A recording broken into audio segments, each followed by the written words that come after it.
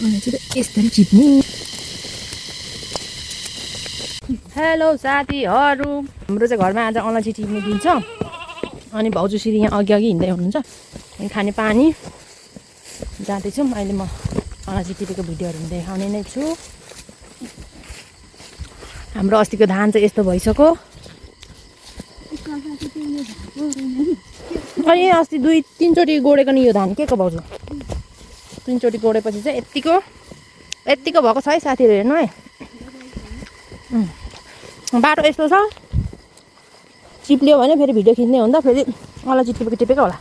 भने यताबाट होइन, बाटो उताबाट थियो भनेको यो बुढियाले यता ल्याए फेरि हो। जाँदैछौँ, गाडी नै गाडी छ, बाटो चाहिँ। खै भाउजू त्यो छुरी र खुर्पा देखाइदिनु त यता। यो चाहिँ फार्ने खुर्पा, यो चाहिँ छुरी। यस्तो हुन्छ है साथीहरू अलैँची टिप्ने छुरी चाहिँ। हेर्ने है, देख्नुभयो? देख्नुभएको छैन भने हेर्नुहोस् मजाले। अब बडाउको गाली खाने होला हामीले आज होइन। पुरै घाडी पेलाएर यो भाउजूले। यस्तो हुन्छ, यसरी फाड्ने हो। है म टिप्दैछु है। यो चाहिँ फेरि अब यहाँ टक्क लाएर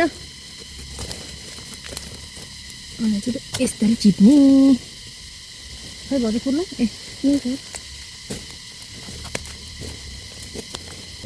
कता कता चाहिँ फलेको छ, सबैतिर चाहिँ फलेको रहेन सियोस्। सबै पाकेको है।